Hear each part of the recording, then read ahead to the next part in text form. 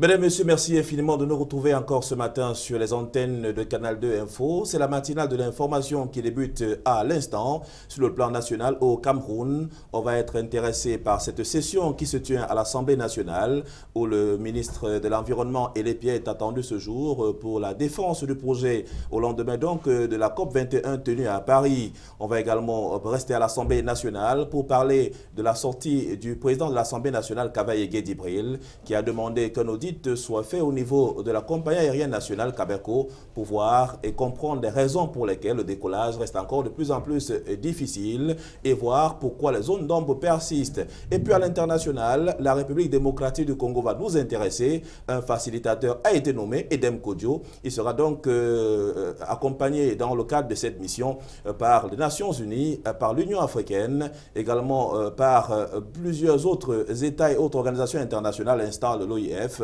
pour la prise de décision. D'ailleurs, c'est ce qui découle d'un communiqué rendu public depuis quelque temps. On va également aller du côté de Londres, en Angleterre, pour parler du Brexit.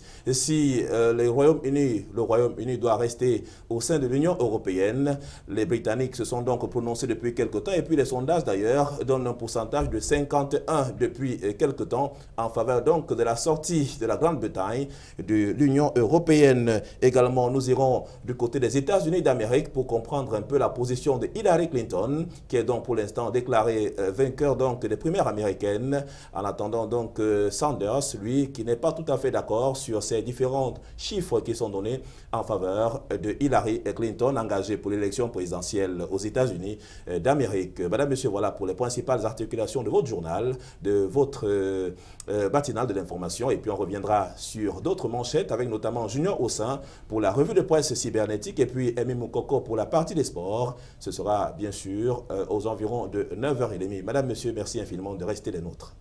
A tout de suite.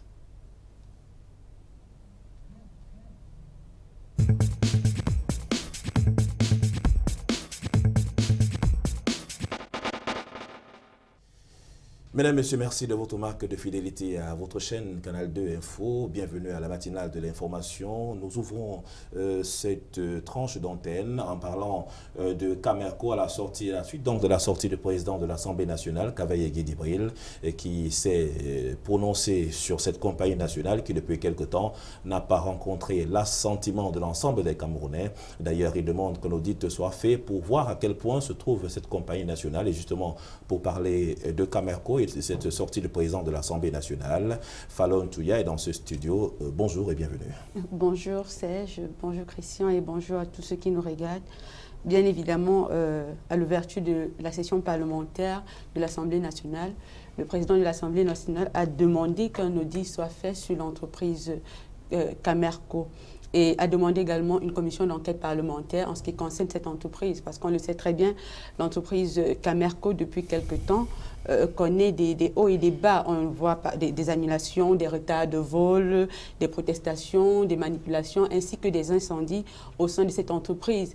Une entreprise qui était censée créer la notoriété de l'État, élever vraiment le drapeau du Cameroun très haut, se retrouve aujourd'hui en train de connaître des mêles basses à cause d'une mauvaise gestion. Et aujourd'hui, l'État se trouve en train de verser près de 3 milliards de francs chaque mois à cette entreprise pour qu'elle puisse survivre. Alors qu'une entreprise qui était censée au départ employer 1335 personnes se retrouve aujourd'hui avec 775 personnes et la marge bénéficiaire qu'elle s'était fixée, elle ne parvient pas à l'atteindre. On se demande pourquoi, étant donné qu'on a mis tous les moyens en œuvre pour que cette entreprise puisse prospérer et afin qu'on ait plusieurs vols et que cette entreprise puisse prospérer sur le plan international et pourquoi pas sur le plan local que l'on se retrouve en train... Est-ce que quand même qu'on ne souffre pas aujourd'hui d'un problème de patriotisme, de sentiment national?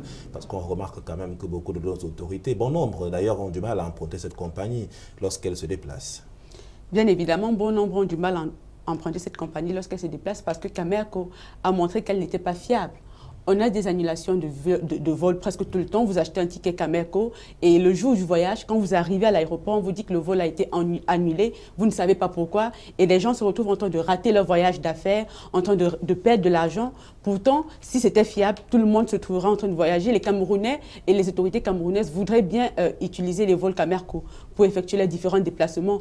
Mais maintenant, le problème se pose au niveau de la fiabilité, l'annulation et les retards de vol. Ça donne des manques à gagner au niveau financier et les personnes ne peuvent pas prendre le risque de perdre autant d'argent tout simplement parce qu'ils voudraient voyager avec la compagnie nationale. Et à côté de cela, on annonce également pour des procès entre Cameco et le journal Europe Plus, qui depuis quelque temps s'étripe un tout petit peu.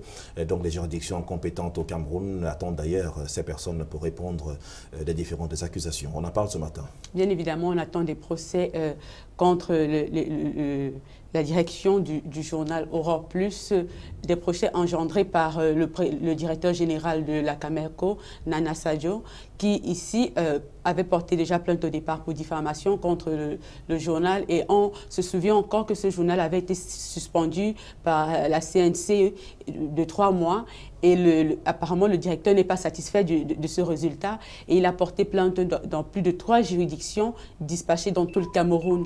Donc, il attend encore à présent que les accusés puissent répondre de ces accusations-là. Parce qu'on se rappelle que le quotidien Europe Plus est celui-là qui a fait un follow-up dans l'affaire de Cameco. Qui a suivi de près les activités de cette compagnie. De Cameco. Et elle n'était pas celle-là qui était en train de blanchir le directeur général de Cameco. Il n'est pas allé du tout de la queue. D'ailleurs, Michel Michaud-Moussala entend donc, d'après quelques dires, faire la lumière sur les éléments d'information qui lui sont également parvenus. Également, chroniqueur dans ce programme, il est en place, bien assis. Patrick Christian Dobo, bonjour.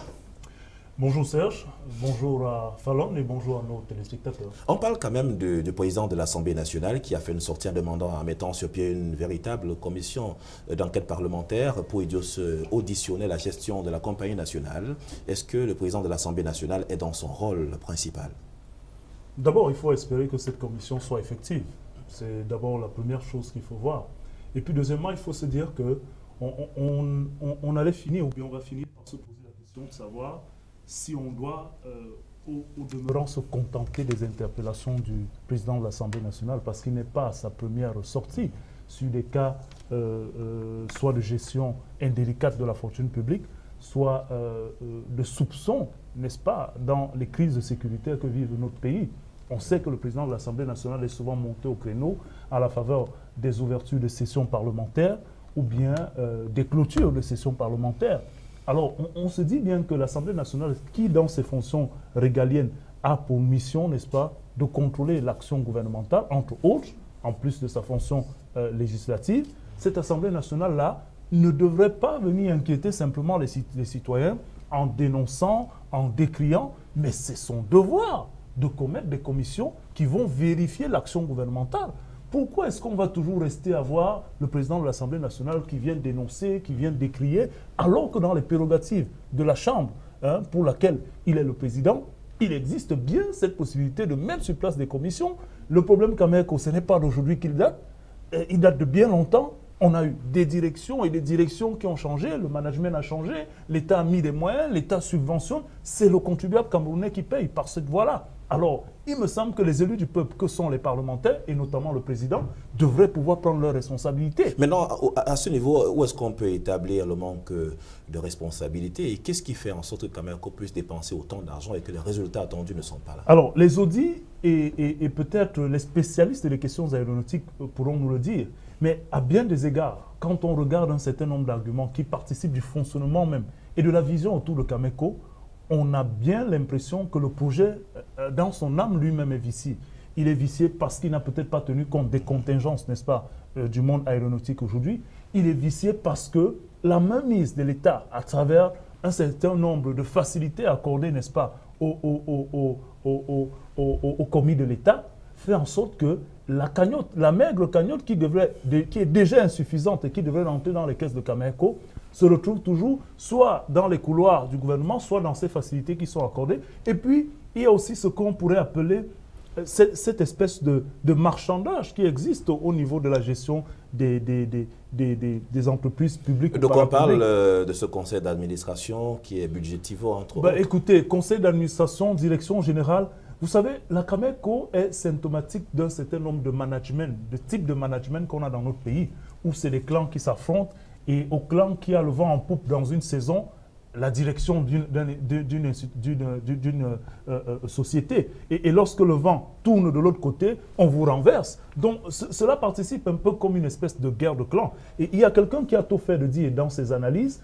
qu'on dénonce au Cameroun lorsqu'on a échappé ou la gestion de quelque chose nous a échappé. Je ne vais pas dire que c'est dans cette posture forcément que se retrouve le président de l'Assemblée nationale, mais on se demande bien pourquoi ces dénonciations, ces accusations et ces commissions tout au moins utiles n'ont pas été mises en place depuis longtemps, alors que le problème Camer-Co, depuis la Camer, existe. Et on sait très bien le nombre d'années que le président de l'Assemblée nationale a mis à la tête du perchoir. En tout cas, on y reviendra. C'est une question qui va nous intéresser pendant bien longtemps. D'autant plus qu'on maintient en vie une compagnie qui ne fait pas de bénéfices dans l'intérêt du gouvernement et puis ne rapporte pas assez d'argent parce que mettre 3 milliards chaque mois au profit de cette compagnie-là, pourtant c'est l'argent du contribuable que vous l'avez évoqué et ça fait beaucoup de pertes pour l'État du Cameroun. Falon Touya, on va dire simplement qu'on va prier pour que Cameco se porte mieux.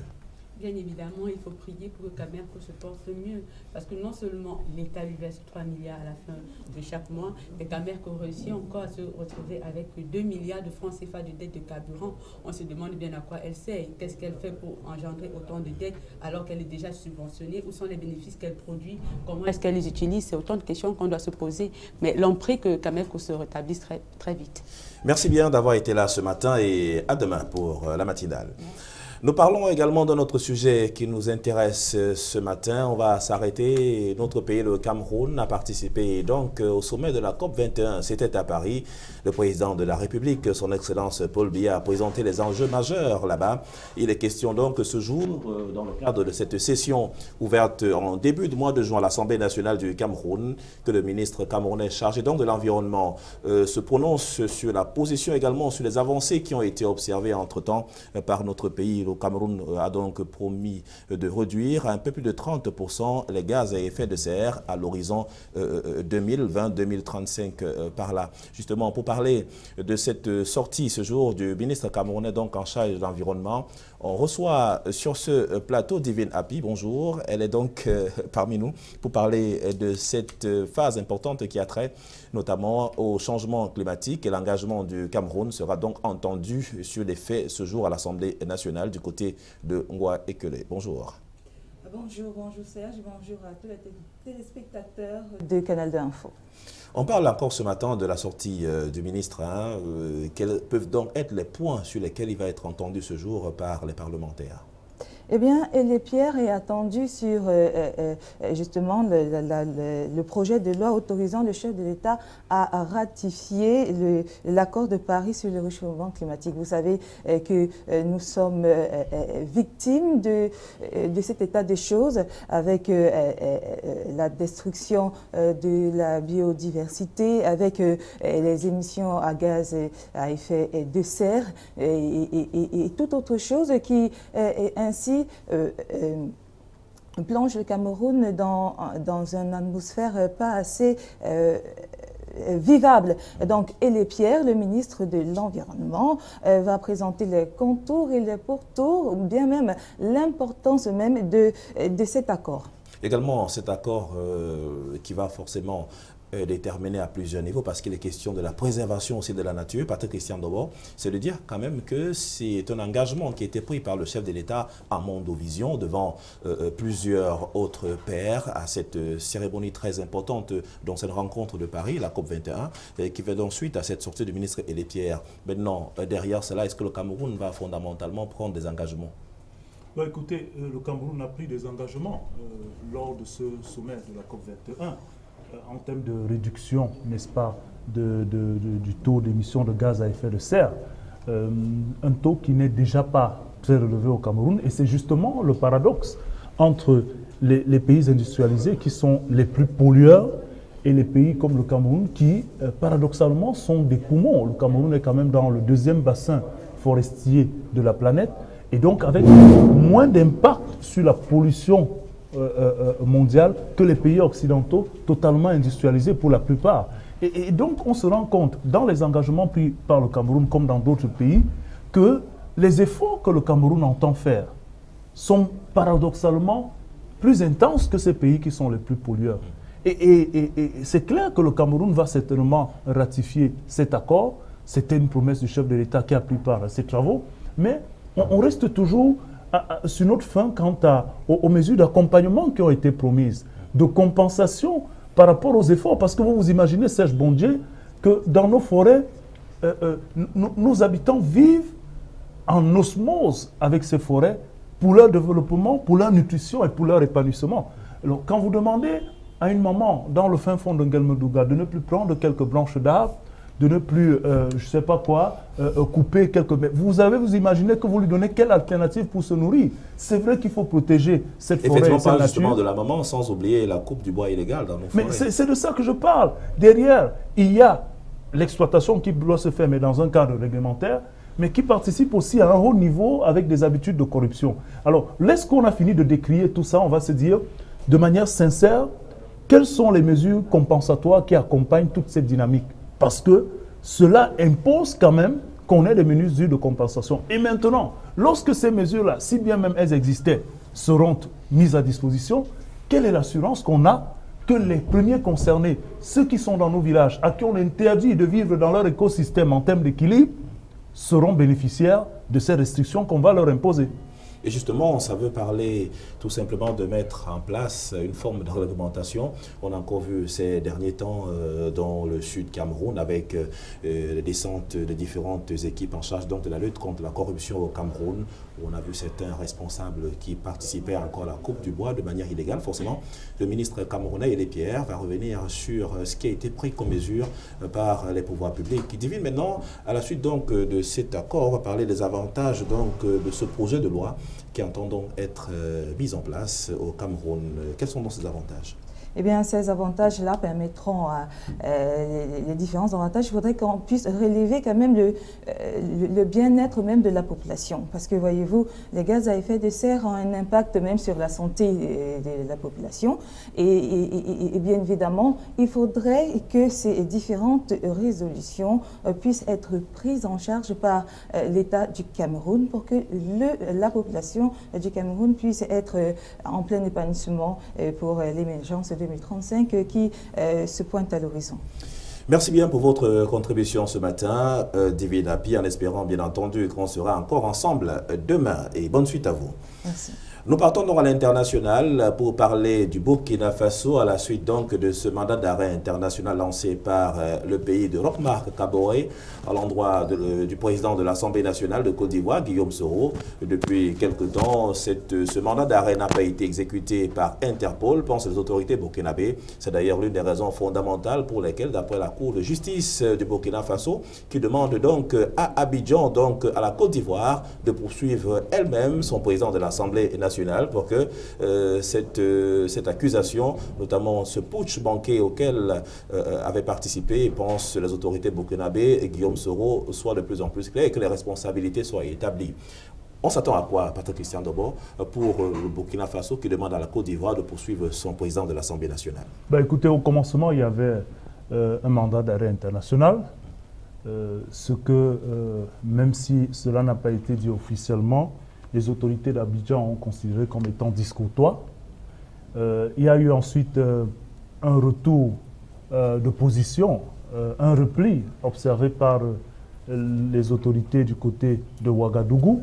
Il faut quand même reconnaître que la relation entre le Burkina Faso et la Côte d'Ivoire a toujours été tumultueuse depuis même, on va dire, la présence de l'ancien président Gbagbo à la tête du pouvoir, alors que les partisans de Gbagbo accusaient le régime d'alors de Blaise Compaoré d'être à la solde, n'est-ce pas, des milices et autres membres des guérillas qui entendaient soutenir, en tout cas qui soutenaient la rébellion et finalement qui ont abouti à la prise de pouvoir du côté d'Abidjan, qui a installé finalement le président Ouattara.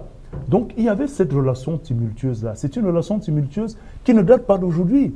Vous savez, même sous le président, le père de la nation, comme on l'appelle, Houphouët-Boigny, il y a toujours eu cette espèce de confusion. D'ailleurs, Houphouët-Boigny, lui, il avait ouvert largement les portes, à tel point que la Haute-Volta d'alors avait très peu de distinction sur un certain nombre de volets administratifs avec la Côte d'Ivoire. C'est d'ailleurs ça qui fait l'objet des questions de nationalité. On a vu l'ivoirité, le concept qui avait été sorti par Bédier, qui a fait son lit et finalement qui a divisé, qui a failli fractionner même la Côte d'Ivoire. On en paye les frais aujourd'hui. De Bédier à Ouattara, en passant par Gbagbo, c'est les frais de l'ivoirité qui ont finalement amené les Ivoiriens à se diviser. Mais aujourd'hui, qu'est-ce qu'on peut lire de ce retour? C'est d'abord, c'est que les rapports de force, visiblement, sont en la faveur de la Côte d'Ivoire et que le nouveau régime du Burkina Faso, incarné par Roch-Marc Kaboré, ne peut pas se permettre de défier de manière frontale. L'ancien président burkinabé est devenu ivoirien. Oui, ne peut pas se permettre de défier de manière frontale un pays qui a autant d'impact sur sa sécurité, sur son économie et sur sa diplomatie. Et deuxièmement, il y a que Kaboré lui-même est comptable d'un certain nombre de choses. N'oubliez pas que voilà un monsieur qui a été longtemps président de l'Assemblée nationale, Premier ministre. Donc il y a un certain nombre de choses que si on reproche à toute la clique du président Blaise Compaoré, il sera comptable. Il y a des choses qu'on ne dit pas officiellement. Le discours politiquement correct et diplomatiquement correct est de mise. Mais la première lecture qu'on peut faire de ce retour est que le rapport de force est en faveur de la Côte d'Ivoire. Et maintenant, la petite pirouette, pour ne pas perdre totalement la face, c'est de dire la justice militaire qui a décidé de ne pas abandonner ne demande plus le mandat d'arrêt, mais demande plutôt une autre poursuite sous forme de complicité. Peut-être l'expression n'est pas exacte, mais allez donc savoir à quoi ça va ressembler. Puisque vous renoncez au mandat d'arrêt et que vous demandez à la Côte d'Ivoire de poursuivre elle-même son Premier ministre, je m'imagine bien que ce sera assez difficile. Bien difficile, d'autant plus que c'est le président de l'Assemblée nationale. Nous voyons mal la justice ivoirienne maintenir ce mandat d'arrêt international et puis poursuivre... Il n'est même plus question du mandat d'arrêt, vous vous rendez compte?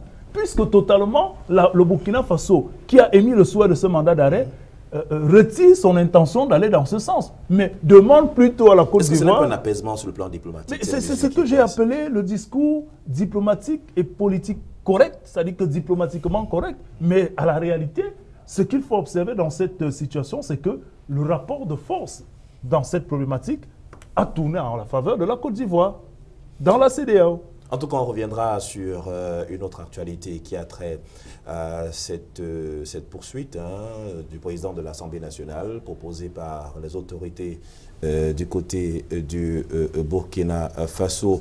Nous accueillons à l'instant dans ce studio, lui c'est Junior Oussin, c'est pour la revue de presse cybernétique ce matin. Bonjour et bienvenue. Bonjour Serge Bondier, bonjour Christian Dobron, chers téléspectateurs, bonjour et bienvenue à la revue cybernétique sur Canal 2 Info. Commençons avec Euronews.com qui mentionne l'attentat dans le centre-ville d'Istanbul. Le site précise que le nouvel attentat a fait au moins 2 morts et 8 blessés. Et selon Euronews, il s'agit d'une voiture piégée qui a explosé, sans doute activée à distance par télécommande.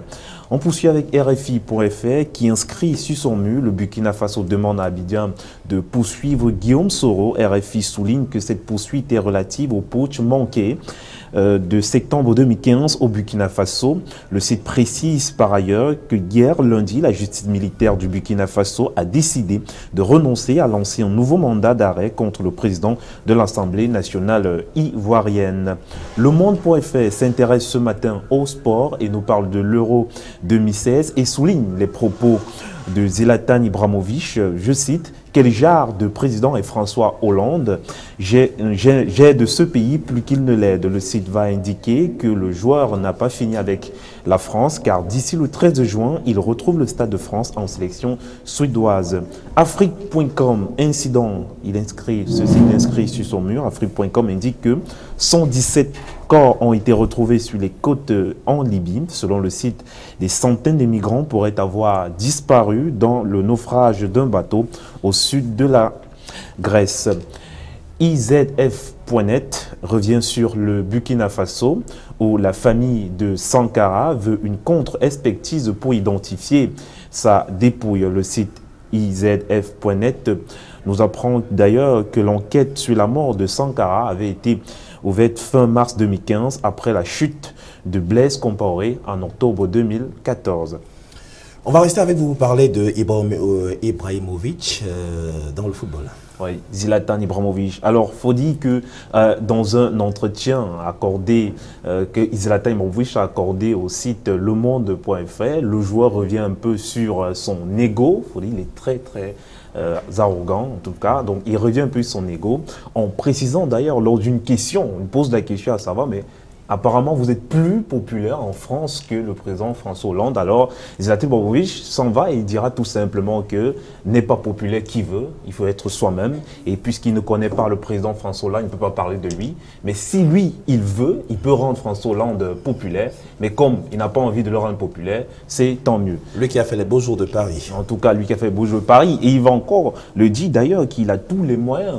Il se sent d'ailleurs très bien et que même pour son salaire, il est toujours... En tout cas, on reconnaît Ibrahimovic dans sa façon d'être très, très, très arrogant. Et mieux encore, il faudrait préciser que ce sont des propos qui ont été retenus par Stéphane Manda et Rémi Dupré. Nous restons avec vous, Junior Ossin, pour jeter un coup d'œil sur les principales publications de ce matin, pour avoir une idée de la grande revue de presse qui sera diffusée en direct sur votre chaîne Canal 2 Info lorsqu'il sera 10h30 avec Monique Naoussi. Nous commençons par le Popoli avec vous. Oui, directement par le Popoli. Il faut dire, Serge Bondier, que ce matin, j'ai voulu choisir deux journaux, voilà, pour le plaisir de nos téléspectateurs. Avec le Popoli ce matin, convocation au tribunal criminel à la mine, mais à Noyer, Minette, le dossier qu'exploite le TCE, était sur la table du mineur. C'est à lire ce matin, en tout cas, vous l'aurez tout à l'heure à 10h avec Monique. Et bien sûr, toujours le Popoli va s'intéresser au prix, le prix du riz revu à la hausse en catimini. Il faut comprendre pourquoi. Alors, Aurore, ce matin, on nous parle de médaille. Paul Biya crée la diversion sur la personne du cardinal Toumi. C'est à lire ce matin. Et bien sûr, s'intéresse aussi à la Cameco, les derniers spasmes de Nana Sanjo. C'est à lire ce matin dans le journal Aurore. Merci de rester des nôtres pour la suite de cette matinale de l'information sur votre chaîne Canal 2 Info. Nous restons en Afrique, mais cette fois-ci de manière particulière, en allant du côté de la République démocratique du Congo, à la suite donc de cette crise qui naît là-bas pour le maintien au pouvoir, pensent les opposants du président Joseph Désiré Kabila. Un négociateur, un médiateur a donc été mis sur pied. Lui, c'est Edem Kodjo, face à la crise de la République démocratique du Congo. C'est donc, il sera accompagné d'un conseil qui va l'appuyer dans les différentes décisions qui seront prises avec pour finalité la mise sur pied d'un véritable dialogue entre les différentes parties. D'ailleurs, c'est la teneur d'un communiqué rendu public par l'Union africaine, l'Organisation des Nations Unies et l'Organisation internationale de la francophonie, sans oublier les Nations Unies. Edem Kodjo, face à la crise en RDC, quels sont les leviers sur lesquels il pourrait jouer pour établir la paix et faire asseoir les opposants et le parti au pouvoir pour retrouver la stabilité de ce pays? Ben écoutez, on se demande bien quels sont ces leviers-là, Serge Bondier. On se demande bien quelle sera la formule magique que l'ancien Premier ministre togolais, ancien secrétaire général de ce qui était alors l'OUA, va utiliser pour ramener les différentes parties en opposition en RDC sur la même longueur d'onde. Quand il a été désigné comme facilitateur par l'Union africaine, c'est une décision qui n'avait pas été entérinée par l'opposition au Congo. Elle a décrié cette orientation de l'Union africaine, certains allant même jusqu'à demander une facilitation directe de la part du secrétaire général de l'ONU. On a des opposants de longue date comme Étienne Tshisekedi, dont le parti, le PPDS, avait notamment posé un certain nombre de conditions pour prendre part à ce dialogue-là. Et au fur et à mesure que l'échéance de la fin du mandat du président Kabila s'approchait, on s'est rendu compte qu'il y a comme une espèce de radicalisation. Pour preuve, les marches que vous avez eues en RDC, dans la capitale Kinshasa, il y a une semaine, la marche de l'opposition a eu lieu. Le parti au pouvoir a reporté sa marche, qui a eu lieu il y a 2 jours, avec la sortie de son secrétaire général, que vous avez évoqué sur ce plateau hier, qui laissait entrevoir éventuellement une possibilité de référendum qui permettrait de prolonger dans cette dynamique-là le mandat du président Kabila.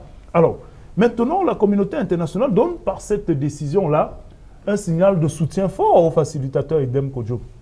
Sauf que dans cette démarche, il sera désormais accompagné des membres de l'Union européenne, de l'ONU, de l'Organisation internationale de la francophonie et même des organisations sous-régionales, parmi lesquelles la SADC, qui vont donc participer à ce dialogue et vont apporter leur concours et leur collaboration. Mais Edem Kodjo reste le facilitateur désigné principal. L'objectif, disent ces organisations et notamment la communauté internationale, c'est de maximiser les chances possibles de réussite de ce dialogue. Mais quand vous vous imaginez que cette mobilisation est autant forte, vous pouvez vous imaginer combien le blocage dans ce dialogue souhaité en RDC est fort. Avec ce qui s'est passé de l'autre côté du fleuve, on a véritablement l'impression que la RDC peine à trouver sa voie de sortie de crise. Comment Kabila et ses partisans vont s'en sortir dans cette situation? La société civile et l'opposition en RDC est sur ses gardes. Et ici, il me semble que le facilitateur Edem Kodjo aura véritablement du pain sur la planche pour amener les uns et les autres sur la même longueur d'onde. Justement, il sera question de trouver le juste milieu, donc l'équilibre entre ces différentes parties engagées. On annonce d'ailleurs à Bruxelles une réunion demain, le 8 juin 2016, autour de Etienne Tshisekedi, l'un des leaders de l'opposition là-bas, avec les différents opposants de ce pays pour trouver ensemble les stratégies à mettre en place pour lutter contre ce énième mandat qu'entend briguer le président Joseph Désiré Kabila Junior au sein. On parle de la RDC, on parle d'un médiateur, on parle de toutes ces crises-là. Est-ce qu'il y a des chances de réussite pour le médiateur Edem Kodjo, qui a quand même une forte expérience dans la gestion des conflits, notamment dans son pays, un peu partout? En tout cas, la chance qu'on a, Serge Bondier, c'est que Edem Kodjo est expert. C'est déjà une chance. Et on sait très bien que les experts partent d'une expertise. Ils comprennent très bien le problème, ils savent poser des bases, ils savent établir des rapports, ils peuvent mieux juger avec l'œil du chercheur, tout en espérant que la fraude ne viendra pas s'installer, parce qu'on le sait d'ailleurs, les résultats peuvent être truqués, il peut prendre des décisions, il peut même établir des bons rapports entre les différents antagonistes, mais plus tard, on verra que quelque part, parce qu'en Afrique, la soif du pouvoir domine toujours les hommes, on verra que, quel que soit ce qu'il peut faire, ça peut être brouillé. Mais cependant, croisons les bras et espérons bien évidemment que l'avis de ce monsieur va pouvoir compter, bien sûr, pour l'Afrique. Il est important de tenir compte de cet expert-là. Un expert qui est donc au chevet de la République démocratique du Congo, ce qui nous permet également de partir de l'Afrique pour se retrouver du côté de l'Europe, précisément au Royaume-Uni, en Grande-Bretagne, pour parler du Brexit depuis quelque temps, qui demande donc la position des populations, alors du peuple du Royaume-Uni. Question de leur demander à eux, à leur tour, est-ce qu'ils entendent, avec leur pays, rester au sein de l'Union européenne. Il y a d'ailleurs eu des propositions qui ont été faites depuis quelque temps, avec un oui qui l'emporte sur le non pour l'instant, d'après quelques sondages émis par les médias. On parle de 51% pour l'instant en faveur de lui. On a d'ailleurs écouté ceux qui sont dans le cadre de cette position-là, se sont démarqués d'ailleurs. Boris Johnson, l'ancien maire de Londres, s'est exprimé devant ses compatriotes. Patrick Christian Dobor, la grande crise qui entend donc faire sortir donc le Royaume-Uni de l'Union européenne. Et quelles sont donc les motivations de cette sortie-là? Est-ce que c'est parce que au niveau du Royaume-Uni, on n'a pas réussi à s'en sortir vu les conditions qui sont édictées par l'Union européenne, ou alors on voudrait désormais évoluer dans un autre système en tenant compte de ce que la livre sterling restait quand même la monnaie la plus haute d'ailleurs de ce pays-là? Écoutez, oui, dans le giron géographique de l'Europe, pas communautaire, la livre sterling reste la monnaie, même au-delà du dollar, la plus relevée. C'est clair que sur ce plan-là, les Britanniques ont gardé leur indépendance. Mais ce qui est en jeu aujourd'hui, ça n'est forcément peut-être pas la monnaie. C'est la capacité des Britanniques à avoir un peu plus de moyens pour investir dans le volet social.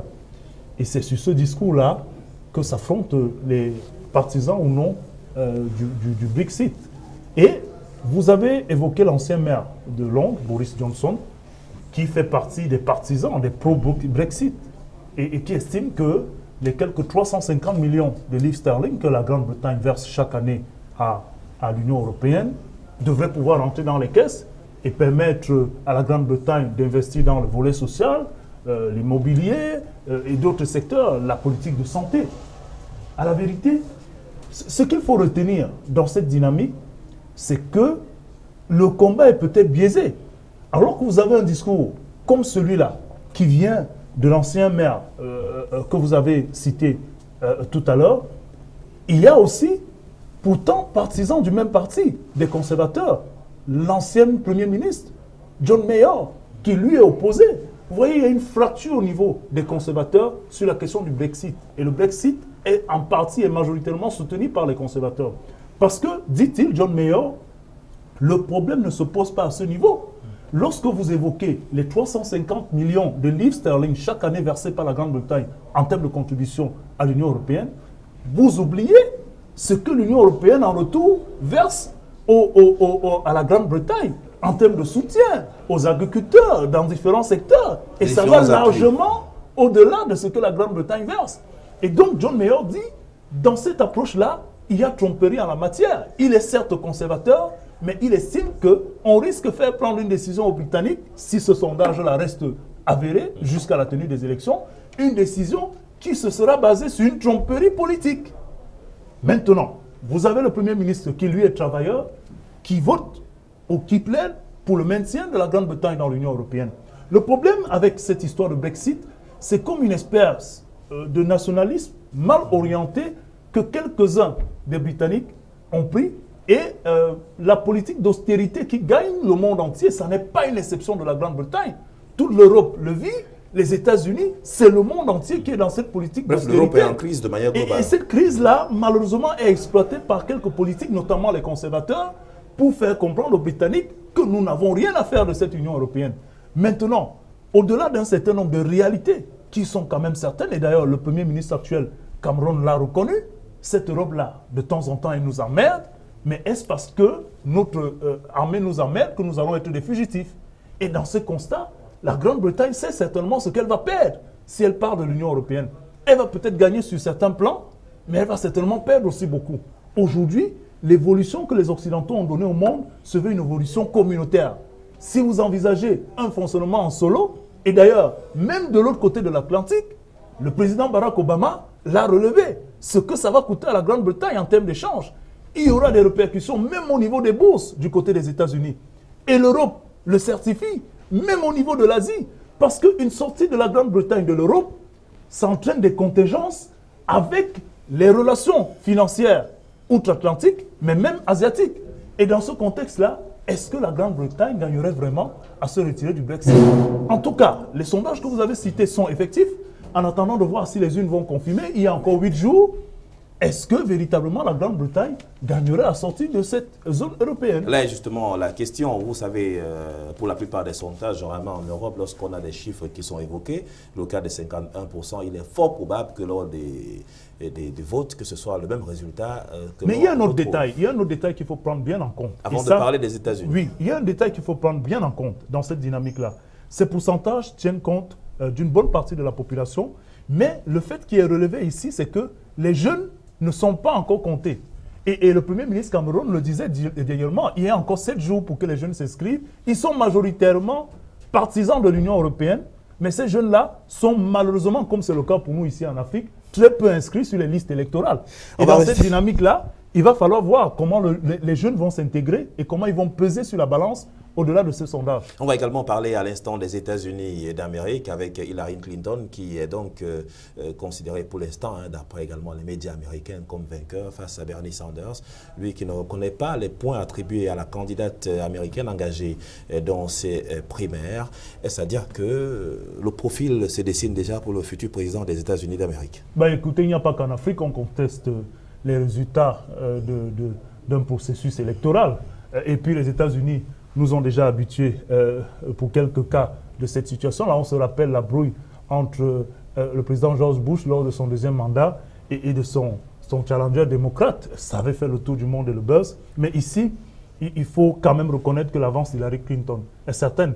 Elle n'a peut-être pas eu un boulevard comme son opposé républicain Donald Trump, mais elle a une avance consistante. Et aujourd'hui, il y a quand même un vote décisif. Parce qu'aujourd'hui, 4 grands États majeurs vont se décider davantage.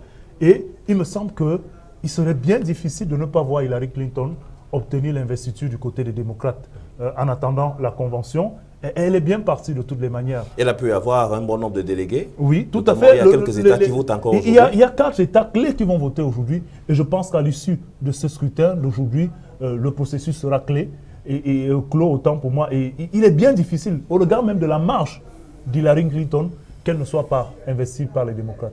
En tout cas, c'est le mal que l'on souhaite aux démocrates d'avoir le profil, le meilleur candidat. On a vu comment est-ce que les élections au niveau des primaires se sont déroulées dans les différents États pour arriver donc à la finalité qui permet d'avoir un candidat unique des démocrates pour la présidentielle des États-Unis d'Amérique. Mesdames, Messieurs, c'est sur ce que nous allons mettre un terme à cette matinale de l'information sur Canal 2 Info. Merci infiniment de l'avoir suivi en ayant le profond regret de n'avoir pas eu du sport dans ce programme. Pourtant, tant annoncé, on espère bien que demain sera du rendez-vous lorsqu'il sera 9 h sur Canal 2 Info. Mais en attendant, nous vous donnons rendez-vous pour la revue de presse tout à l'heure à 10h30 avec Monique Naoussi. Mais ce le temps de l'actualité sportive avec toute la Dream Team de sport de Canal 2 Info, ce sera dans un instant lorsqu'il sera 10 h. Merci infiniment et à demain.